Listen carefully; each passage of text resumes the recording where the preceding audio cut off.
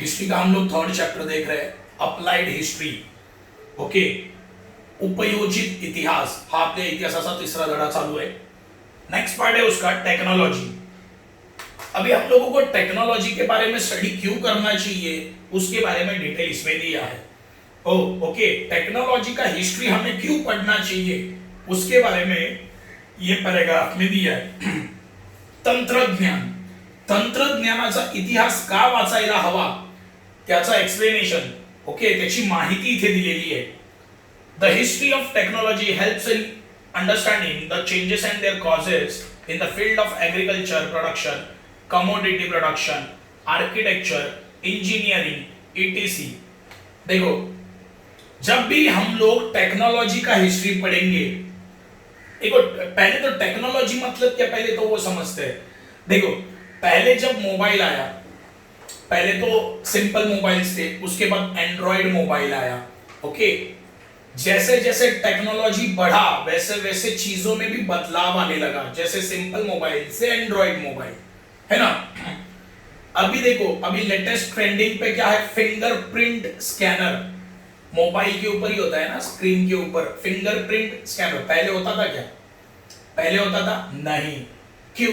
क्योंकि टेक्नोलॉजी में इंप्रूवमेंट आया है.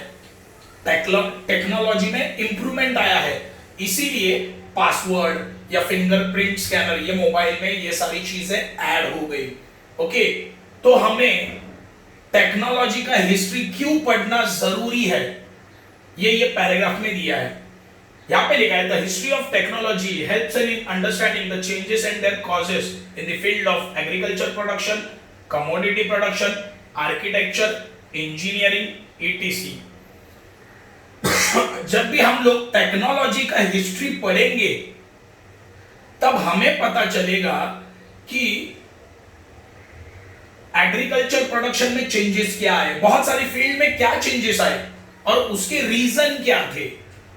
ओके, जब भी हम लोग टेक्नोलॉजी का स्टडी करेंगे तब हमें क्या पता चलेगा, हमें पता चलेगा बहुत सारी फील्ड्स में चेंजेस कैसे आए और उसके रीजन क्या थे. अभी वो फील्ड कौन से है? Agriculture production. एग्रीकल्चर में एग्रीकल्चर का जो प्रोडक्शन है उसमें चेंजेस कैसे आए. ओके, पहले देखो, पहले 1 करोड़ लोगों का ही खाना, मतलब जो भी है ग्रेन्स, फसल, मतलब फसल बनती थी खेतों में. अभी 20 ऑलमोस्ट 130 करोड़ का खाना हम लोग बना सकते हैं. ओके, 120 करोड़ का जो भी ग्रेन्स है, जो भी सब्जी वगैरह है, वो अपने खेतों में आ जाता है. कैसे? Because of improve technology. देखो, लॉजिक है, अपना पॉपुलेशन रुक रहा है क्या? नहीं रुक रहा है, बढ़ रहा है. सबको खाने के लिए चीजें तो चाहिए. अगर खाना ज्यादा चाहिए तो एग्रीकल्चर प्रोडक्शन ज्यादा चाहिए. ओके, तो इंसान, मतलब इंडिया में क्या हो रहा है, टेक्नोलॉजी इंप्रूव होते रहा है, टेक्नोलॉजी का ग्रोथ होते रहा है, इसीलिए एग्रीकल्चर प्रोडक्शन भी बहुत ज्यादा बढ़ रहा है. पहले खेतों में एक ही फसल लिया जाता था. ओके, लेकिन आज की डेट में एट अ टाइम एक ही फार्म में 2 से 3 प्रोडक्ट लिए जाते हैं एक ही टाइम पे. ओके, फॉर एग्जांपल, अगर शुगर केन का खेती किया है तो उसमें कोई फ्रूट्स लगा दिए. ओके, साथ ही साथ वाटरमेलन वगैरह. तो मतलब एट अ टाइम एक ही जगह पर मल्टीपल क्रॉप्स लिए जाने लगे. यह है इंप्रूव टेक्नोलॉजी. ये कैसे पॉसिबल हुआ? इंप्रूव टेक्नोलॉजी की वजह से. तो agriculture production, commodity production. Commodity मतलब क्या? चीजों का प्रोडक्शन. फॉर एग्जांपल, तुम्हारा सोप है ना, बॉडी स्प्रे है, ये सारी चीजें.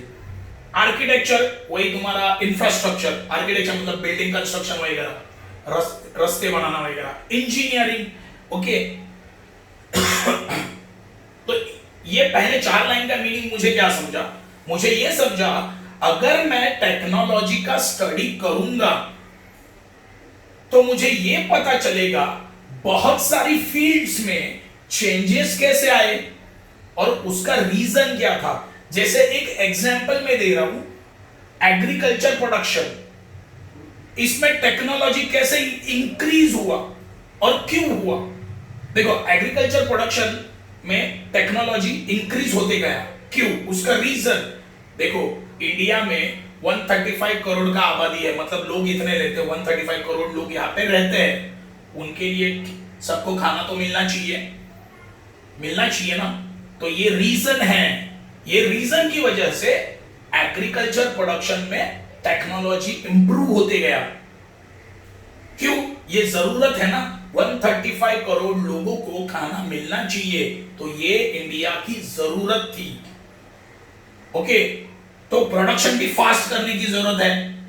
135 करोड़ लोगों को अगर खाना देना है तो प्रोडक्शन भी ज्यादा होना चाहिए और फास्ट होना चाहिए, तो उसमें टेक्नोलॉजी का यूज किया गया। ओके, तो पहले के जमाने में जो टेक्नोलॉजी यूज होता था और आज के जमाने में टेक्नोलॉजी यूज हो रहा है, उसमें फर्क है। तो वो टेक्नोलॉजी का स्टडी करना बहुत इंपॉर्टेंट है, तो ही हम लोग आगे इंप्रूव कर सकते हैं।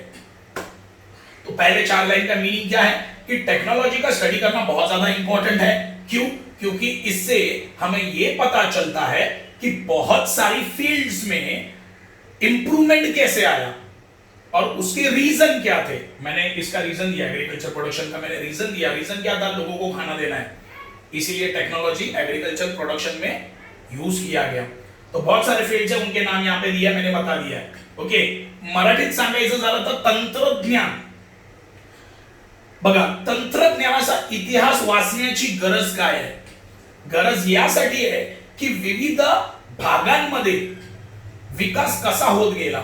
उदाहरणार्थ, शेतीच्या उत्पादनात विकास कसा झाला, वस्तूंच्या उत्पादनात विकास कसा झाला, आर्किटेक्चर मध्ये विकास कसा झाला, इंजिनिअरिंग मध्ये विकास कसा झाला। ओके, तर या सगळ्या विभागांमध्ये विकास कसा होत गेला हे आपल्याला कशामुळे समजतं? तंत्रज्ञानाचा इतिहास वाचल्यामुळे। उदाहरणार्थ बघा, आता शेतीचं उत्पादन, पहिलं तर शेतीच्या उत्पादनात विकास का झाला? भारतामध्ये 135 करोड जनता आहे, बरोबर आहे, सगळ्यांना जेवण भेटायला पाहिजे की नाही, बरोबर आहे, मग त्यानुसार शेतीमध्ये उत्पादन व्हायला पाहिजे। जास्त पिकलं तर लोकांना जेवण देऊ शकतो। मग आता शेतीचं उत्पादन जास्त होण्यासाठी तंत्रज्ञानाचा वापर केला गेला, मग तो इतिहास वाचणं गरजेचं आहे। समजलं का? तर या पहिल्या 4 ओळीचा अर्थ तो झाला। Scientific discoveries, inventions and technological advancement are mutually dependent on each other. देखो, साइंस में जो इन्वेंशंस हो रहे हैं और टेक्नोलॉजी में जो इन्वेंशंस हो रहे हैं, वो दोनों एक दूसरे के ऊपर डिपेंड है। सही है? देखो मैंने क्या बोला, साइंटिफिक इन्वेंशंस मतलब साइंस में जो इन्वेंशंस हो रहे हैं और टेक्नोलॉजी में जो इन्वेंशंस हो रहे हैं, वो दोनों भी एक दूसरे के ऊपर डिपेंड है। कैसे? देखो, एंड्रॉइड ये एक सिस्टम है। एंड्रॉइड क्या? Operating system. एक पकड़ लो, टेक्नोलॉजी है। क्या है? एंड्रॉइड। हम लोग बोलते हैं ना एंड्रॉइड, एंड्रॉइड सॉफ्टवेयर होता है। ओके, तो देखो, अगर मोबाइल होता, अगर मोबाइल ना होता तो एंड्रॉइड होता क्या? एंड्रॉइड हुआ टेक्नोलॉजी, मोबाइल हुआ invention, scientific invention. Okay, mobile क्या हुआ? साइंस में हुआ इन्वेंशन। एंड एंड्रॉइड, एंड्रॉइड क्या बना? एक टेक्नोलॉजी। तो तुम लोग सोचो कि अगर मोबाइल ना होता तो एंड्रॉइड होता क्या? नहीं होता। तो देखो, ये दोनों भी एक दूसरे के ऊपर डिपेंड है। अगर देखो, साइंटिफिक डिस्कवरी एंड टेक्नोलॉजी, ये दोनों भी एक दूसरे के ऊपर डिपेंड है। देखो, आज भी तुम लोग देखो, एंड्रॉइड 10, एंड्रॉइड 9, एंड्रॉइड 8, ये क्या है? एंड्रॉइड के वर्जन है। ओके, और वो सारे मोबाइल को सपोर्ट नहीं करते। आज के टाइम में जो मोबाइल है एंड्रॉइड, उसमें एंड्रॉइड 10 ये टेक्नोलॉजी है। मतलब आज के जमाने का जो मोबाइल फोन होगा उसमें एंड्रॉइड 10 ये सॉफ्टवेयर सपोर्ट करेगा। इससे पहले वालों में वो मुश्किल से सपोर्ट करेगा, नहीं तो नहीं करेगा। ओके, तो मुझे सिंपली ये बताना है कि साइंस इन्वेंशन एंड टेक्नोलॉजी ये एक दूसरे के ऊपर डिपेंड है। एग्जाम्पल क्या है? Mobile and Android. अगर मोबाइल ना होता तो एंड्रॉइड होता क्या? नहीं होता। बघा, मला सांगायचंय की विज्ञानात जे संशोधन झालेलं आहे आणि तंत्रज्ञान हे दोन्ही एकमेकांवर अवलंबून आहेत. विज्ञानात जे संशोधन झालेलं आहे आणि आणि तंत्रज्ञान हे एकमेकांवर अवलंबून आहेत. कसे? बघा उदाहरण घेऊया. बघा विज्ञानात एक शोध लागलाय मोबाईल, बरोबर आहे, आणि त्याच्यामध्ये तंत्रज्ञान वापरलं गेलंय अँड्रॉइड. त्याच्यामध्ये तंत्रज्ञान वापरलं गेलंय अँड्रॉइड, सगळ्यांना माहिती असेल. ओके, जर मोबाईल नसते तर अँड्रॉइड असता का? नाही. मग हेच बोललो की विज्ञानाचं संशोधन आणि तंत्रज्ञान यांचा हे एकमेकांवर अवलंबून आहे.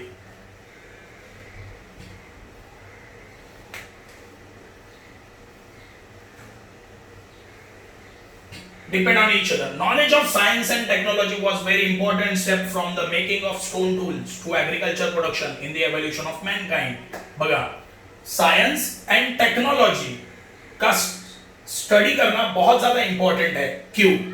साइंस एंड टेक्नोलॉजी का स्टडी करना बहुत ज्यादा इंपॉर्टेंट है. क्यों? हम लोग इससे ये पता कर सकते हैं कि एग्रीकल्चर प्रोडक्शन के लिए पत्थरों के औजार यूज किए जाते थे, पत्थरों के इंस्ट्रूमेंट यूज किए जाते थे पहले के जमाने में. और आज के जमाने में हम लोग क्या यूज कर रहे हैं? आज के हमारे जमाने में हम लोग मशीन यूज कर रहे हैं ना.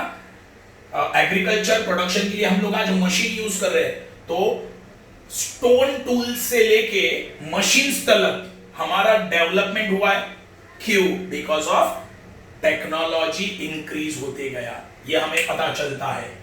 ओके, साइंस एंड टेक्नोलॉजी का स्टडी करना जरूरी है. क्यों? क्योंकि इंसान, एक एग्जांपल दिया है, इंसान जब खेती करने के लिए क्या यूज करता था?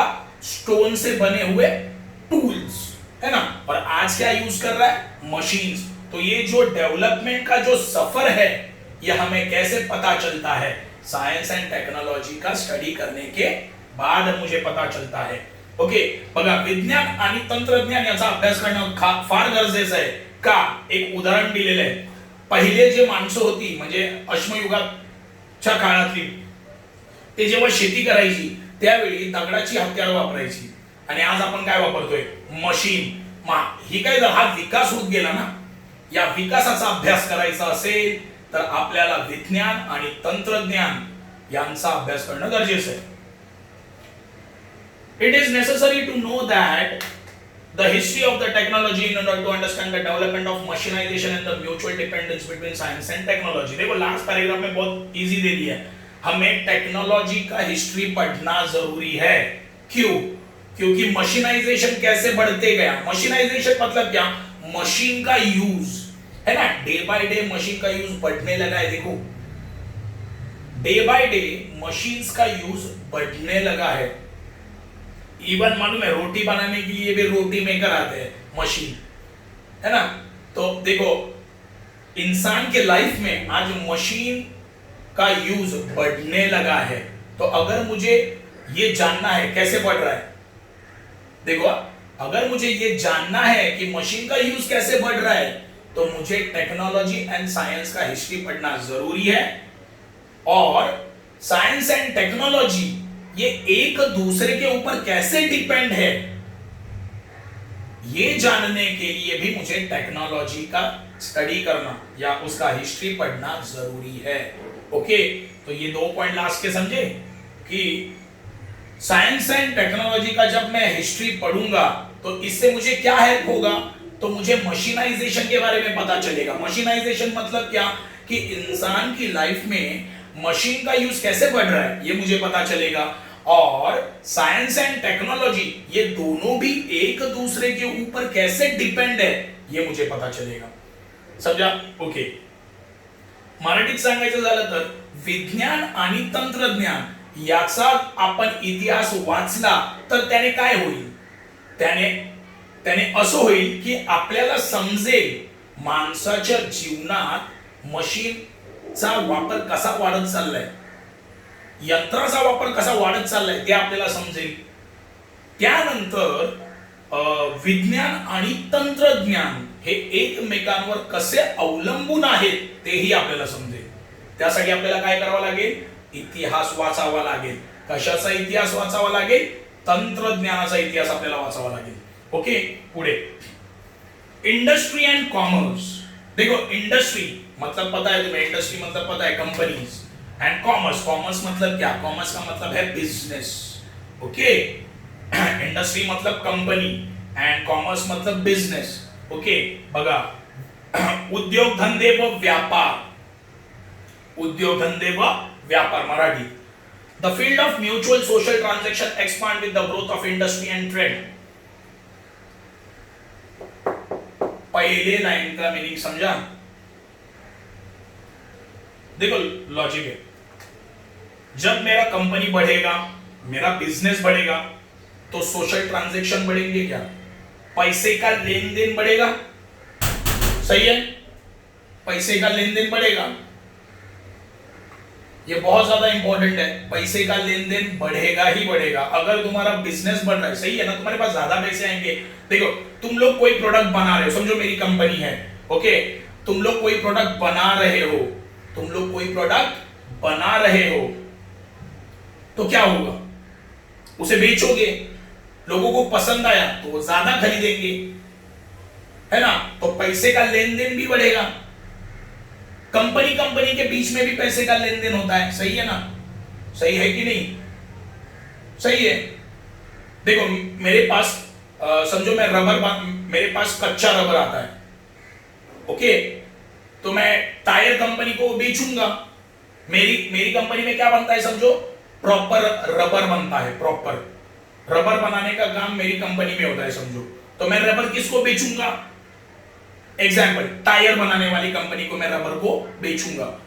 तो मेरी एक कंपनी और टायर बनाने वाली कंपनी, हम दोनों के बीच में क्या हुआ? ट्रांजैक्शंस हुए. ट्रांजैक्शन मतलब क्या? पैसे का लेन देन होगा, है ना. और ये बढ़ भी सकता है. मेरी कंपनी बढ़े, मेरी पहले एक कंपनी को देता था, अभी 4 कंपनी को दे रहा हूं मैं. पैसे का लेन देन भी बढ़ेगा. सही है. The field of mutual social transaction expands with the growth of industry and trade. बराबर है. जैसे जैसे बिजनेस बढ़ेगा, जैसे जैसे कंपनीज बढ़ेंगी, वैसे वैसे पैसे का लेन देन भी बढ़ेगा लोगों में. सही है. तो पहले लाइन का मीनिंग वो है. बघा, व्यापार, उद्योग धंदे आणि व्यापार ज्यावेळी वाढतात त्यावेळी लोकांमध्ये पैशाची देवाणघेवाण पण वाढते. बरोबर आहे ना. समजा एक माझी कंपनी आहे रबर बनवणारी. ओके, आणि मी माझा रबर टायर बनवणाऱ्या कंपनीला विकतोय. पहिले एकाच कंपनीला विकत होतो, पैशाची देवाणघेवाण होणार. आता मी 4 कंपन्यांना विकतोय, म्हणजे माझा उद्योग धंदे आणि व्यापार वाढला. बरोबर आहे ना. मी पहिले एकाच कंपनीला विकत होतो, आता किती कंपन्यांना विकतोय? 4 कंपन्यांना मी विकतोय. बरोबर आहे. म्हणजे माझा व्यापार वाढला. पैशाची देवाणघेवाण पण काय होणार त्याने? पैशाची देवाणघेवाण पण वाढणार. बरोबर आहे. मग पहिल्या ओळीचा अर्थ आहे की ज्यावेळी उद्योगधंदे आणि व्यापार वाढतो त्यावेळी पैशाची देवाणघेवाण पण वाढते. सही है. देखो पहले लाइन का मीनिंग क्या है? अगर मेरा इंडस्ट्री एंड ट्रेड बढ़ता है, अगर मेरी कंपनी बड़ी हो जाती है और मेरा बिजनेस भी बढ़ता है, तो पैसे का लेन देन भी बढ़ेगा, है ना. सही है. It also promote continuous development of the network of cultural interaction. देखो अगर मेरा बिजनेस बढ़ेगा तो उसके साथ साथ कल्चरल इंटरैक्शन भी बढ़ेगा. कैसे? कैसे? एक एग्जांपल देता हूं. देखो अच्छा, दिवाली में जो पटाखे आते हैं, देखो मोस्ट ऑफ पटाखे इंडिया में तो बनते हैं, ऐसा नहीं है, लेकिन ज्यादा करके चाइना से एक्सपोर्ट होता है, अपने कंट्री में आता है. देखो इंडिया में पटाखे बनते हैं, लेकिन ज्यादा करके पटाखे कहां से आते हैं? चाइना से आते हैं, अलग अलग टाइप्स के. तो चाइना में वो कंपनी होगा पटाखे बनाने का, है ना, फायर क्रैकर्स. ओके, पटाखे बनाने का कंपनी चाइना में है और इंडिया में एक कंपनी है जो चाइना से मंगवाता है. समझो मेरा कंपनी है इंडिया में, मेरा कंपनी है इंडिया में फायर क्रैकर्स का. मैं पटाखे कहां से मंगवा रहा हूं? चाइना की कंपनी से मंगवा रहा हूं. तो चाइना को पता चलेगा, मतलब वो कंपनी के लोगों को पता चलेगा कि इंडिया में एक फेस्टिवल है दिवाली. ओके, दिवाली के वक्त बहुत ज्यादा फायर क्रैकर्स इंडिया में जलाए जाते हैं. तो कल्चर पता चला ना वो लोगों को, मेरा फेस्टिवल पता चल गया।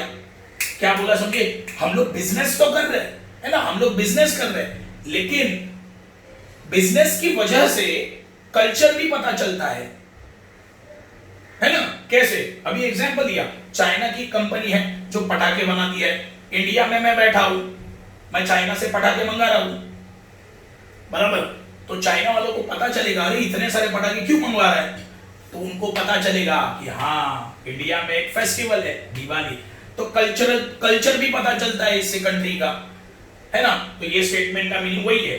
It also promote continuous development of the network of cultural interaction, तो वो भी जानने की कोशिश करेगी कि है क्या यार दिवाली ये फेस्टिवल है क्या, इतने पटाखे, तो वो लोग भी दिवाली के बाद इंडिया में आएंगे, देखेंगे, है ना, वहां के लोगों को पता चलेगा। तो हम लोग प्रमोट कर, बिजनेस जब होता है कंट्री के बीच में, जब बिजनेस होता है ना, तो कल्चर को भी प्रमोट किया जाता है। कैसे, वो एग्जांपल मैंने अभी दिया है ना, मैंने पटाखे मंगाए चाइना से, चाइना वाले सोचेंगे यार इतने पटाखे क्यों, तब उनको पता चलेगा कि हाँ इंडिया में फेस्टिवल है दिवाली, तो चलो देखने चलते हैं, है ना, कल्चर प्रमोट करते हैं हम लोग। बघा मराठीत सांगायचं झालं तर ज्यावेळी उद्योगधंदे वाढतात त्यावेळी आपण संस्कृतीची देवाणघेवाण पण करतो, आपल्या संस्कृतीची पण देवाणघेवाण करतो। कसं बघा, मी भारतात आहे, ओके, मी चायनाकडनं फटाके मागवले, मोठ्या प्रमाणात मागवले, तर चायनाची कंपनी काय विचार करणार, अरे एवढ्या प्रमाणात का फटाके मागवतात आहे, मग तेव्हा त्यांना समजेल की अरे भारतात एक सण आहे दिवाळी, आणि दिवाळीमध्ये खूप सारे फटाके फोडले जातात पूर्ण देशभरात, संस्कृतीची देवाणघेवाण झाली ना, त्यांना आपल्या सणाबद्दल माहिती पडलं, मग तिकडच्या लोकांना माहिती पडेल, मग ते बघण्यासाठी ते आपल्या देशात येतील, बरोबर आहे। म्हणजे उद्योगधंदे वाढले तर संस्कृतीची पण देवाणघेवाण वाढते। It is an integral part of the industrial and commercial management. देखो ये सारी चीजें ना तुम्हारे इंडस्ट्री का इंटीग्रल पार्ट होती है, जो दिखाई नहीं देती। देखो कोई कंपनी, देखो जो मैं अगर कंपनी खोल के बैठा हूं तो मैं ये सोचूंगा क्या मेरा कल्चर ये हो जाए, पता चल जाए दुनिया को, हाँ ये मेरे दिल में तो होगा, लेकिन मेरा कंपनी उसके लिए काम करेगा क्या, मेरा काम क्या है, पैसा कमाना, मैं उसके ऊपर देखूंगा। कल्चरल एक्टिविटीज इंटरचेंज करना मेरा काम नहीं होगा, ये इंटीग्रल पार्ट है, मतलब ये हो जाता है, समझे। देखो मैंने चाइना से फटाके मंगाए, बराबर, मेरा मेन मोटिव क्या था, फटाके को खरीदना और उसे बेचना, ओके। कल्चरल एक्टिविटीज क्या हुए, इंटरचेंज भी होते हैं उससे, उनको पता चल गया ना इनके पास एक फेस्टिवल है, तो मेरा काम वो था क्या, नहीं, वो मेरा काम नहीं था, लेकिन हो जाता है वो, क्यों, क्योंकि वो इंटीग्रल पार्ट है। बघा आपल्या संस्कृतीची देवाणघेवाण वगैरे जे आहे, तो एखाद्या उद्योगधंद्याचा, वो व्यापाराचा अंतर्भाग असतो। अंतर्भाग म्हणजे काय, बघा संस्कृतीची देवाणघेवाण करणं हा उद्योगधंद्याचा हेतू नसतो, मग उद्योगधंद्याचा हेतू काय, पैसे कमवणे, ते त्याच्यावरच लक्ष ठेवतात, पण त्यासोबत काय होतं, संस्कृतीची पण देवाणघेवाण होते ना, हा होते, मग हा अंतर्गत भाग आहे त्याचा। Understand the history of this process, तो ये सारी प्रोसेस को क्या करना है, अंडरस्टैंड करना है। The nature of the market and commerce has continues to change. देखो मैं अगर कोई चीज बना रहा हूं तो उसे बेचने कहां पे जाऊंगा, मार्केट में, है ना। तो याद रखना टाइम के हिसाब से मार्केट में भी बदलाव आते हैं। देखो ना दिन ब दिन बहुत सारी चीजें ऐसी है जिनका वैल्यू चेंज होते रहता है। एग्जाम्पल गोल्ड, आज अलग रहेगा कल भी अलग हो जाएगा, आज समझो 40 है, कल आज 40 है, कल 41 हो गया, है ना। तो मार्केट वैल्यू भी चेंज हो जाता है, तो टाइम के हिसाब से मार्केट भी चेंज होते रहता है। और कॉमर्स मतलब बिजनेस भी चेंज होते रहते हैं ना, बराबर, टाइम के हिसाब से बिजनेस भी चेंज हो रहे हैं। फॉर एग्जाम्पल देखो आज अभी कोरोना है, सब लोग घर में बैठे हैं, बहुत सारे लोग क्या कर रहे हैं, बिजनेस करने की कोशिश कर रहे हैं। मतलब समझो मैं बिजनेस करता था, समझो सब्जी बेचने का, बराबर, मैं बिजनेस करता था सब्जी बेचने का, लेकिन अभी कोरोना है, मैं घर में बैठा हूं, मुझे सब्जी तो नहीं मिल रही है, हाँ लेकिन मुझे फिश मिल रही है। मैं क्या करूंगा, जाऊंगा फिश को खरीदूंगा, बेचना चालू कर दूंगा, क्यों, मुझे पैसे आए। तो देखो टाइम के हिसाब से बिजनेस भी चेंज होता है ना। और मार्केट भी चेंज होता है, सही है ना। अभी कैसे चेंज होता है मार्केट, मुझे बताओ। मैं सब्जी बेचने के लिए सब्जी मार्केट में बैठूंगा, मैं फिश बेचने के लिए फिश मार्केट में बैठूंगा, बराबर है ना। अपने बाजार में भी वही है। तो टाइम के हिसाब से मार्केट और क्या बिझनेस भी चेंज होते रहते हैं। बघा, वेळेनुसार बाजारपेठांमध्ये आणि व्यापारामध्ये बदल होतो कसा। बघा, आज करोना आहे, मी भाजी विकायचं काम करायचो पहिलं, बरोबर आहे, तर भाजी मार्केटमध्ये बसायचो। पण आता करोना आहे, मी घरात बसलेलो आहे, मला भाजी भेटत नाहीये विकायला, तर मला समजलं मला मच्छी तर भेटते, फिश तर भेटते, तर मी काय केलं, फिश विकत घेतली आणि विकायला बसलो। आता ती विकायला कुठे बसणार मी, मच्छी मार्केटमध्ये, बरोबर आहे। म्हणजे वेळेनुसार तुमचा मार्केट म्हणजे बाजारपेठ आणि व्यापार पण चेंज होतो, बदली होतो। According to the nature of the human relationship and the social organisation also has continued to change. देखो, टाइम के हिसाब से लोगों के बीच में जो इंटरेक्शन होता है बिजनेस में, देखो ह्यूमन रिलेशनशिप इंसान के बीच में भी बदलते जाते हैं, एंड द सोशल ऑर्गेनाइजेशन के बीच में भी रिलेशन बदलते जाते हैं। फॉर एग्जाम्पल, अभी का ही एक रिसेंट एग्जाम्पल देता हूं, देखो चाइना और इंडिया, बराबर है। इंडिया अभी बहुत बड़ा इशू चल रहा है टिकटॉक के ऊपर, सही है। तो चाइना क्या कर रहा है, चाइना बहुत गलत काम कर रहा है इंडिया के साथ, बॉर्डर के ऊपर से लड़ाई कर रहा है, बराबर है। तो अभी क्या होने लगा है, इंडिया में टिकटॉक बैन करो, ये नारा लग रहा है, ये सब जगह चल रहा है। मतलब ह्यूमन रिलेशनशिप क्या हो गया, इससे खराब हो गया ना। टिकटॉक ऑर्गेनाइजेशन जो चाइना में है, देखो टिकटॉक चाइना का एप्लीकेशन है, सही है, तो उसका कंपनी इंडिया में है, ओके। तो हो क्या रहा है कि आज कंट्री के बीच में क्या है, बहुत ज्यादा प्रॉब्लम्स बढ़ गए, रिलेशनशिप खराब हो गया, ह्यूमन रिलेशनशिप क्या हो गया, खराब हो गया। उससे ऑर्गेनाइजेशन के ऊपर भी इफेक्ट गिरेगा। कैसे, देखो टिकटॉक कंपनी एक ऑर्गेनाइजेशन है, आज कंट्री के बीच में रिलेशन खराब हो गया, चाइना एंड इंडिया रिलेशन खराब, तो अभी हम लोग क्या बोल रहे हैं, कंपनी को हटाओ, टिकटॉक कंपनी को हटाओ, क्यों, चाइना कंपनी है।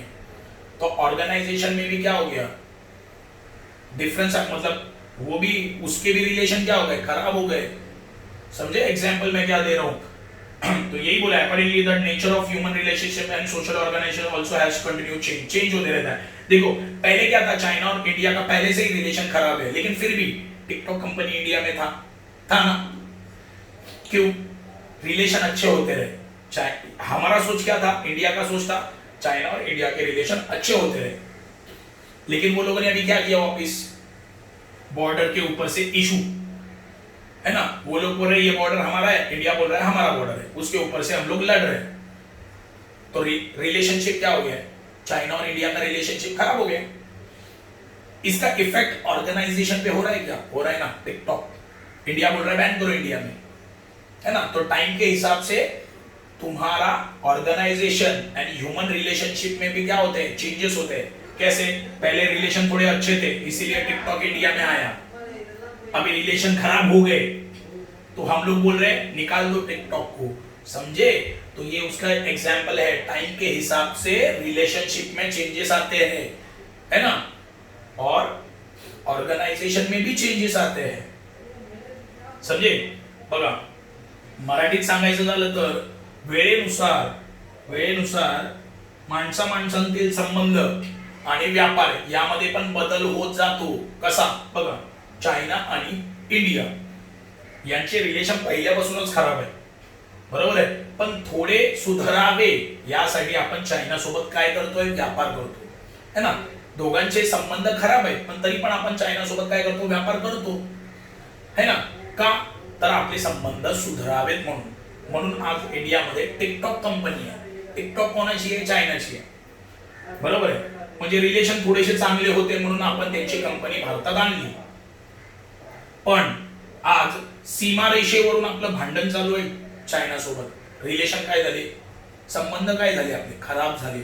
मग आज भारतामध्ये काय बोलतात, टिकटॉकला काढून टाका, समजलं। वेळेनुसार काय झाले, संबंध चांगले किंवा खराब होतात, लोकांमध्ये संबंध काय होतात, चांगले किंवा खराब होतात, आणि त्याचा इफेक्ट त्याचा परिणाम कशावर होतो? व्यापारावर पण होतो की नाही व्यापारावर? आज बोलतात ना चायनाचे प्रोडक्ट बॅन करा, नाही पाहिजे आम्हाला, आपण बोलतो असं भारतामध्ये, चायना वस्तू घ्यायच्या नाही. त्याचा परिणाम जर संबंध खराब झाले तर व्यापार होईल का आपला त्यांच्याशी? नाही होणार. तेच लिहिले. अगर हमें ये जो इंडस्ट्री एंड ट्रेड या कॉमर्स में जो भी डेवलपमेंट होता है उसके लिए उसका हिस्ट्री पढ़ना बहुत ज्यादा जरूरी है. वही लिखा है, to understand this development it is necessary to study the history of culture, social and organisation economy. Simple है. इसका मतलब क्या है? अगर मुझे डेवलपमेंट के बारे में पढ़ना है, इंडस्ट्री एंड बिजनेस, इसके डेवलपमेंट के बारे में पढ़ना है, तो मुझे उसका हिस्ट्री जानना पड़ेगा. फॉर एग्जाम्पल देखो, मेरा कंपनी पहले छोटा था, बराबर है, मेरा कंपनी पहले बहुत छोटा था, एक ही जन के साथ मैं बिजनेस करता था. अभी धीरे धीरे वो बड़ा बन गया, अभी 100 लोगों के साथ मैं बिजनेस कर रहा हूँ.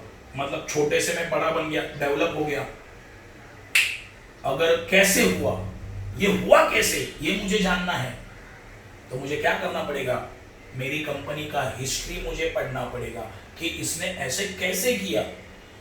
समझे? उसका मीनिंग ये है बघा, उद्योगधंदे व व्यापार याच्यामध्ये जो बदल होत असेल, उद्योगधंदे व व्यापार यामध्ये जो बदल होत असेल तो जर समजून घ्यायचा असेल तर मला त्याचा इतिहास वाचणं गरजेचं आहे.